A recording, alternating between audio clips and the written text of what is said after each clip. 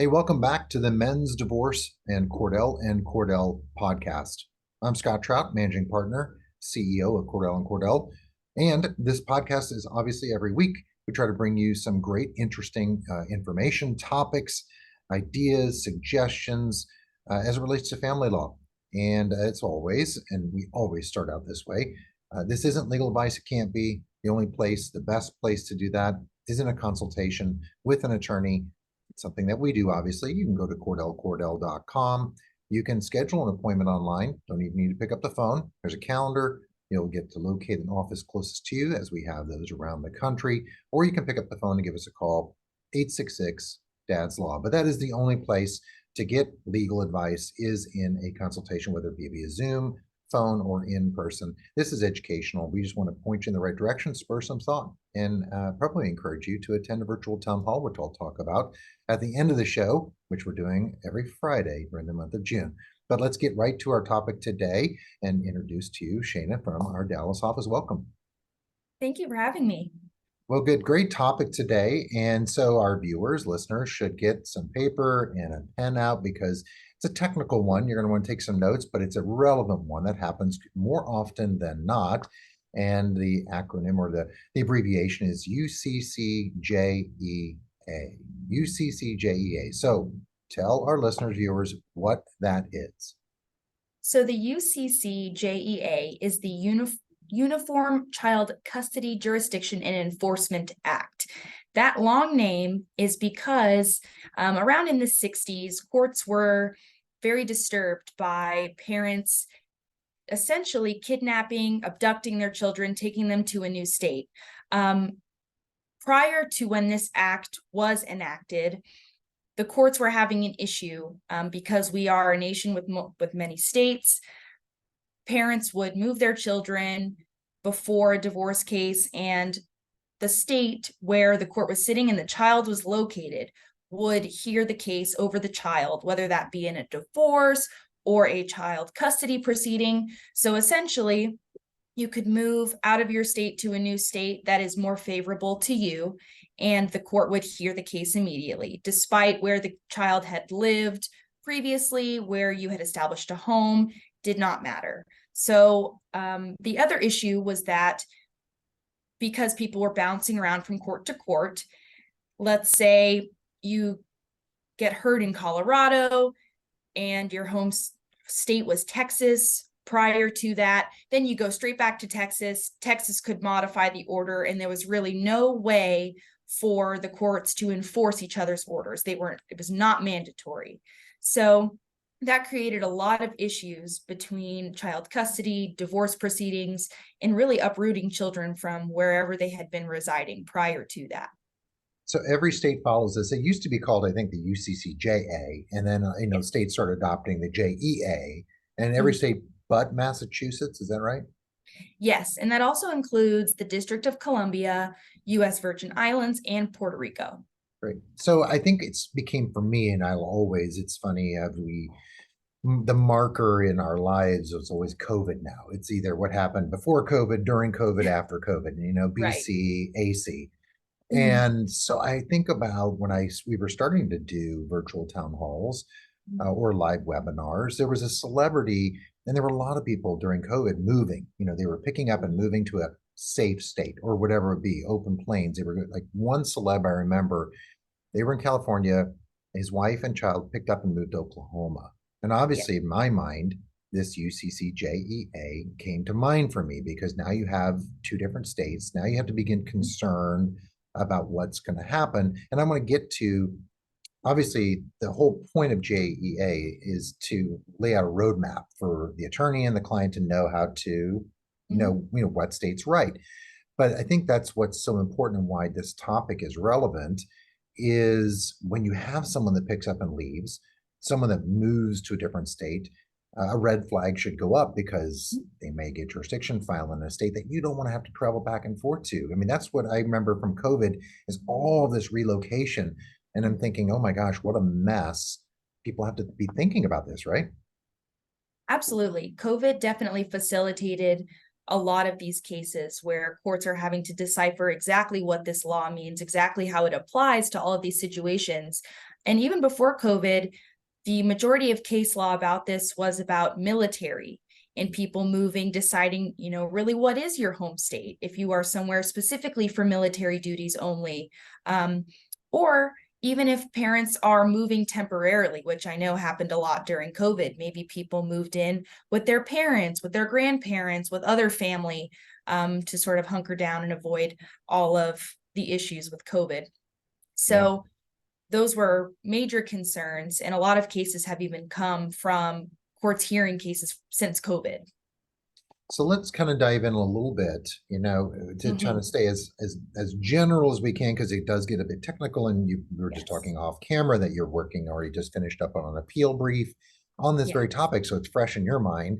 So let's talk, kind of start out. Where do they start as say a judge or your attorney? Where would they begin analyzing the UCCJEA and applying it to the case? Yes. So there are a couple different jurisdictional issues, basically meaning that the court has to have jurisdiction over the child in order to make any determination, even if parents are in agreement. So we sort of start there, and they're based on the UCCJEA. There are 4 specific jurisdictional hooks, as we say. So the first one is the child's home state. Now, just going off of home state, you have to read the definition in the code, because home state obviously seems like it would be obvious, but we have to have a time limit on how long the child has lived there. So in the UCCJEA, home state is defined as where the child has lived for the previous 6 months to filing, whether that be a divorce with kids or just a child custody proceeding. And the way that they talk about home state is either the previous 6 months if the child has lived in one place, but if not, the court sort of extends to the previous 6 months to that. So the court can look at an entire year before the proceeding started. So whoever filed first. And although it gets very complicated, it's either the immediate preceding 6 months to the case, or within the previous 6 months to that, the child lived somewhere for 6 consecutive months, and the child has now left that state, but a parent continues to reside there. Yeah. It's very complicated. It is. And that's the whole, let's just use, Texas and Missouri, right? And someone picks up from Texas and leaves, and the theory being, lawyers use this home state. I constantly catch myself in consultations like, oh, the child's home state is this. And we know what that means. And the theory being is kind of where the child, his roots or her roots are. They start getting into factors about, it could be friends and family and teachers and doctors, and trying to establish whether or not this is an appropriate forum. But why the home state? And if you're in a consultation, you've heard this, or where we ask where they've been for the previous 6 months, red flags go up, because I'm telling clients a lot, okay, she's picked up and left. How long ago was that? Oh, it's 4 or 5 months ago. Well, you need to start, acting now to secure jurisdiction and make sure you avoid it, because that is something where, I guess they talk about, what is the more appropriate form, because I've seen it where someone's been gone for a year, and one's in California, one's in New York, and now our client has to go back and forth from California to New York to fight a battle that they didn't want. That can happen if the child's established a longer than 6 months, longer than a year system and roots, I imagine, in that case, right? Yes. And it's important to note, I'll get into a little bit later, that temporary absences, even if they are 6 months or more, do not count. Now, that is difficult to prove in court what people's intentions are. But for example, sort of a fact pattern that I've worked with is, parents and children live in Colorado. They all pick up and move to Texas. Then 2 months later, since they've been in Texas, they file for divorce with kids. And then mom and kids move back to Colorado. So basically this sort of happened on the later end, that we finished the divorce, everything. Then there was a challenge for whether the court had jurisdiction in the first place. But really the issue is that mom and kids went back to Colorado and they said, well, our stay in Texas was just temporary. We just moved to Texas temporarily. We are back in Colorado. We had lived there for years before that. And essentially, Texas said, no, that's not fair, because you intended to move to Texas. Now, had mom and kids went to Texas to visit some family, maybe there was an issue for a couple months, even 6 months or more, as long as you were able to show judge that they just were temporarily going there, maybe to help some family members out, maybe to stay for a program, something temporary, that would have been fine. So the second hook, you think about this, we talked about home state, which just kind of dives into the time period. I've had cases where I was pretty certain that we were a home state, but a court declined jurisdiction under that more appropriate forum. Explain that a little bit.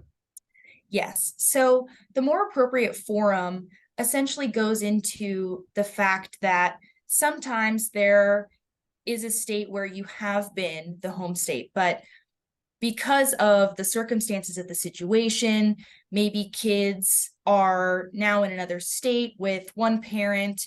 Maybe there was domestic violence involved. Maybe there were other circumstances that either caused kids to move or encouraged kids to move into the state where they're currently in. They've decided, well, that's really the more appropriate forum. Or vice versa. Maybe the original state was the more appropriate forum because of maybe those temporary absence factors. And so courts have sort of decided that they should talk to each other about situations where multiple states are involved to figure out who has what they call the most significant connections with the children parents in any given situation. The act actually requires the judges to actually communicate and discuss, does it? Does it not? It does, but some states have different laws about whether or not they really should communicate, to what degree they should communicate. In certain cases that I've worked with, the courts have very reluctantly spoken and then just decided to do whatever they wanted anyway, which of course goes exactly against why this provision was added, because the U.S. Constitution, full faith and credit clause, requires that states listen to each other and enforce each other's orders. And that was part of why they added the enforcement part of this act, to make sure that states would listen to each other, enforce each other's orders, but sometimes they refuse to do it anyway. And I mean, you do have courts where they have clear jurisdiction, and that's why it's a little bit tricky. But for whatever reason, they all decline. That's that third hook where others decline, right?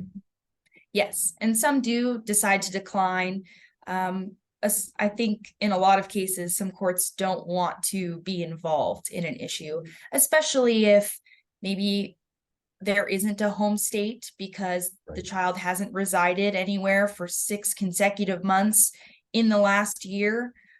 But obviously that becomes a problem. But sometimes courts don't want to intervene, especially if the kid is not there anymore.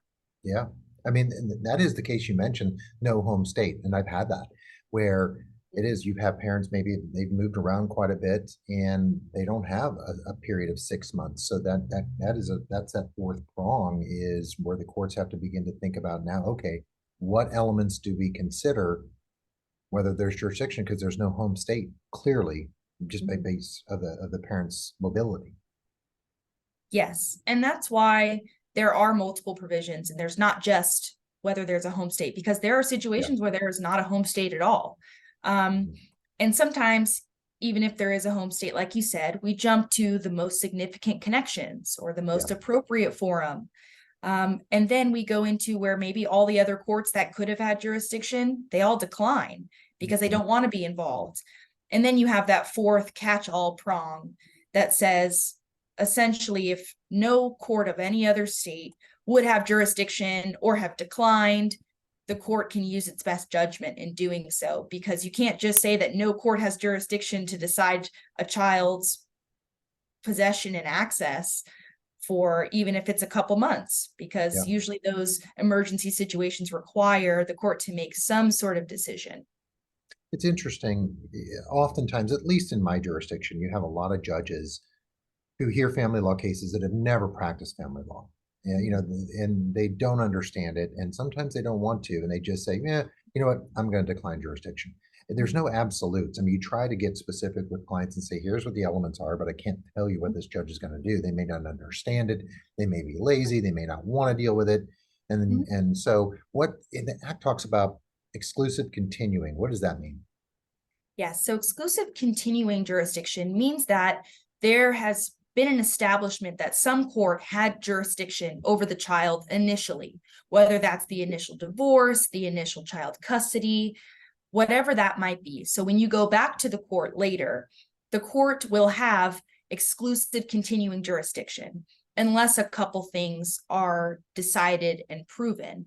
And that's because they don't want, obviously, one court to make a decision, you go modify, or you go to another court asking for relief, and there was already another court who had jurisdiction over the case.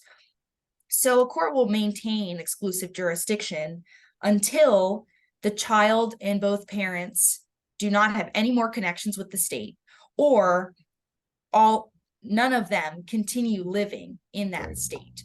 And so that's where it gets a little bit tricky, because you sort of sometimes have to ask yourself the question, is this the initial jurisdiction, or are we modifying?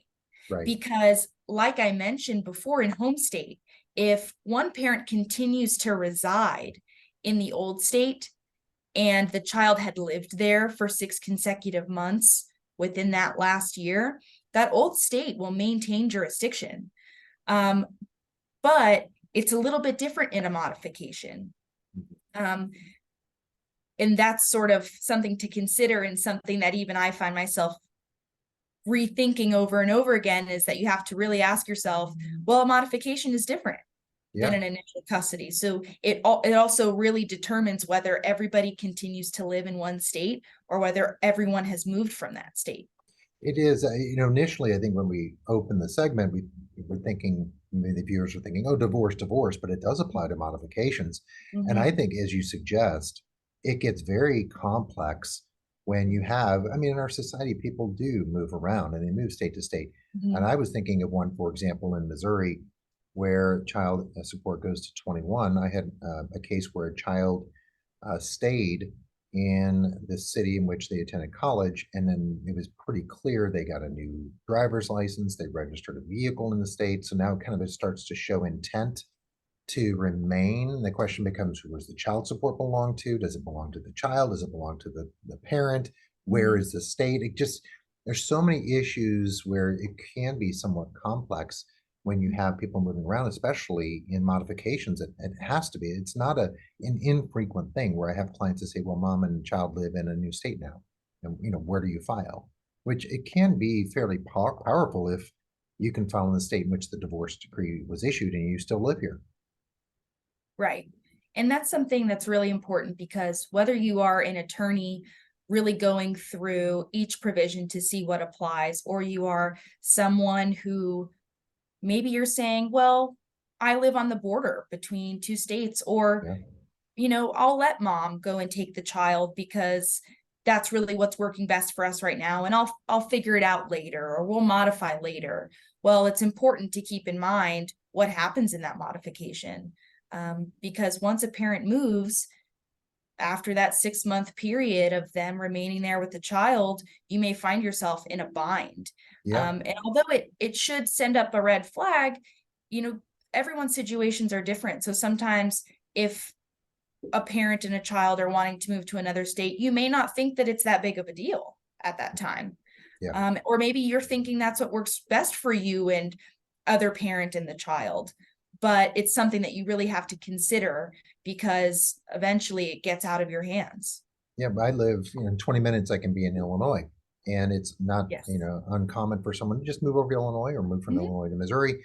And it does raise some of those issues. And we were talking off camera, as we think about it, it does spill over into, what decree or what state's laws control, regardless of the state in which the action takes place. For example, I had a Court of Appeals case that set that standard where all the parties moved out of Missouri. One was in Oklahoma and one was in Kansas.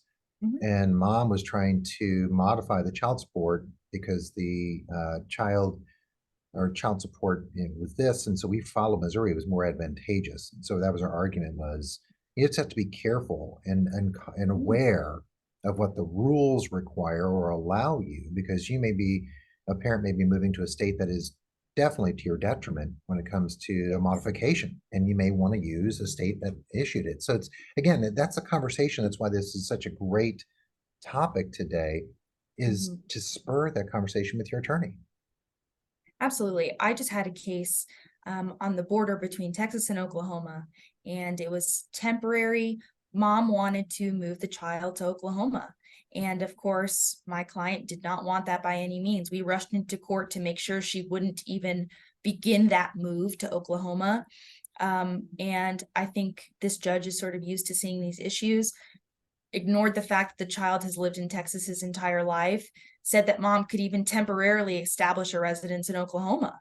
And I just was so baffled by that, because it was not only very unfair to the father of this child, but it just seemed wrong. Everything in Texas was exactly what the child grew up with. His entire family is here. No one is in Oklahoma, except for mom's new spouse. And it just felt wrong in every way. And I talked to my client about this. And from what we understand, child support might be better for him in Oklahoma.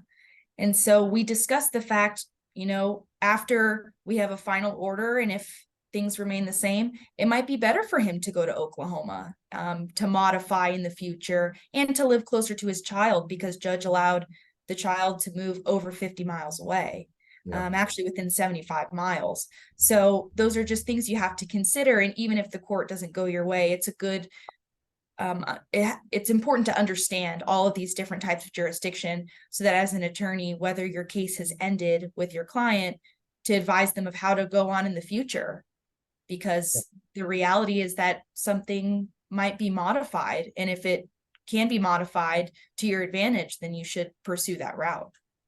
So I know you kind of gave a little bit of an example early on as we wrap up our segment. Why don't you give out just another example, just so that they can kind of connect the dots, because it does get technical and in terms of what you need to do and the 4 hooks and establishing that. So just throw out an example, and that's how we can wind up ending our segment today.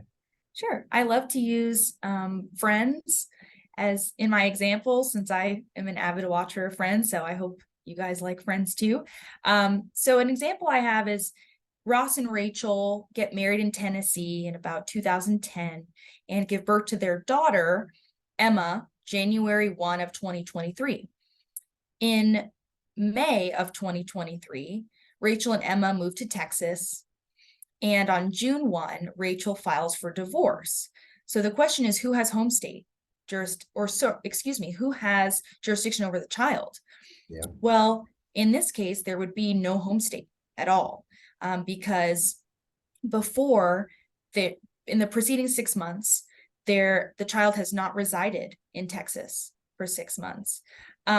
You could argue potentially that Tennessee might have jurisdiction, because in the previous 6 months prior to the previous 6 months, so the last year, Ross continues to live in Tennessee. And that's sort of where we get into the weeds about exact timing. And if it's a day over 6 months or a day short of 6 months, the court will say yes or no. But the fact that Ross continues to live in Tennessee is a problem.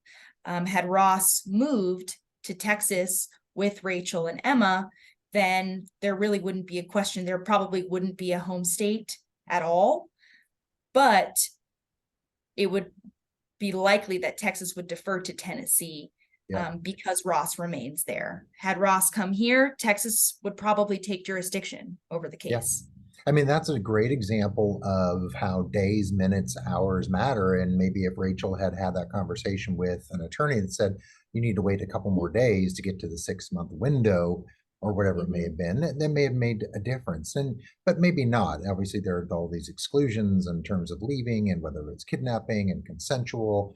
But Yes. yeah, I mean, that's just a great example of how the analysis works. So good Yes. stuff today, Shannon. Thank you for bringing that to the attention. And we probably could talk for another hour on some of these details Definitely. because it is such an interesting and actually important provision that every state but Massachusetts, including the others that you mentioned, follows. So thanks for joining today. Yes, thank you for having me. Well, continue to tune in to our podcast just like this. We'll bring you relevant information and interesting and unique topics in family law. But also check out our social media page. As many of you may be aware, we're celebrating fathers throughout the entire month of June, not just on Father's Day. So every Friday, Father's Fridays, you're going to want to tune in for free, log in live, and listen to a panel of our Cordell attorneys, as well as an individual. We're bringing resources to guys and how to help their kids. Like last time, we talked a little bit about how to make memories and how to use online apps for your kids to make sure that they're safe. We're going to do that every Friday. So tune in, check us out. It's free. You can just register, click, ask questions, and you get answers right there. Check out our YouTube channel. And of course, CordellCordell.com. If you need a consultation, you can schedule one right there. So until next time, have a great week.